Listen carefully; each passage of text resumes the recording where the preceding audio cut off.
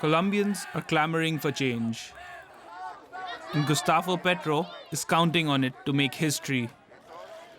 The former rebel came out on top in the first round of presidential elections, bringing him one step closer to becoming Colombia's first leftist leader in what is traditionally a conservative country. I trust Colombian society in its will to change. In the end, there are only two options. It's a relatively simple choice. Either leave things as they are in Colombia, which in my opinion is more corruption, more violence, more hunger, or we can change Colombia. Petro is a former member of the M19 guerrilla movement and a former mayor of Bogota. In his presidential campaign, he has vowed profound economic and social change. A Petro presidency would be historic in more ways than one. His running mate, Francia Marquez, is hoping to become Colombia's first ever black female vice president. For us as a black community, it is a great recognition to see a black person there.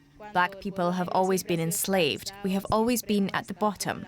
And to have the opportunity to be there and represent us as black people fills us with pride. Petro's coalition fell short of the 50% needed for an outright victory. He will now face populist millionaire Rodolfo Hernandez in a second round of voting. The man dubbed Colombia's Donald Trump emerged as a surprise second-place candidate.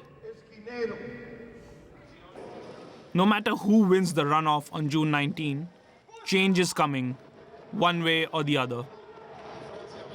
In Colombia, leftist Gustavo Petro has come out on top in the first round of presidential elections.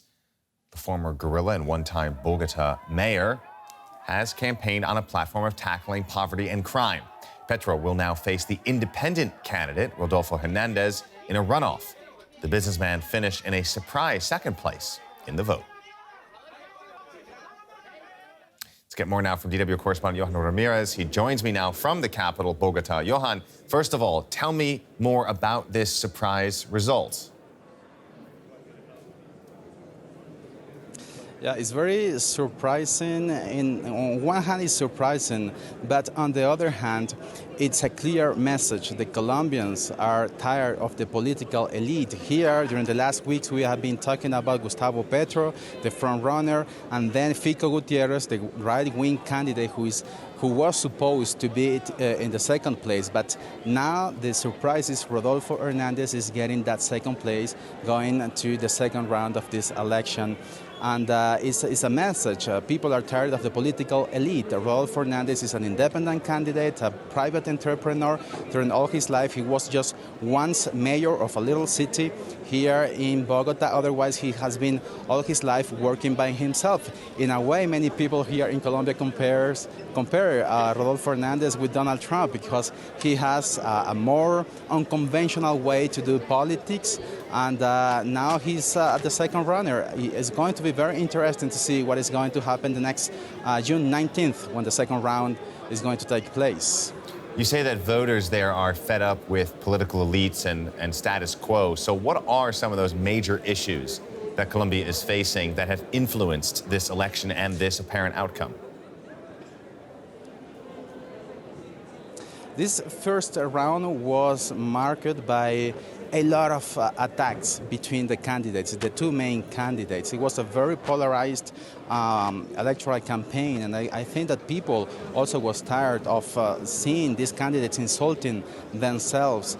Otherwise, on the other hand, Rodolfo Hernandez was trying to propose more things and less insulting the other candidates, and I think we can see that today in this result. It was a very polarized campaign in a country that has been polarized for more than 50 years after during the Civil War. So I think people wanted something new, different, a more moderate candidate.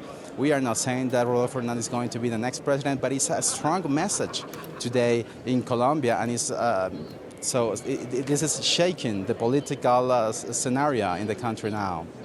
DW correspondent Johan Ramirez joining us there from Bogota. Thanks very much.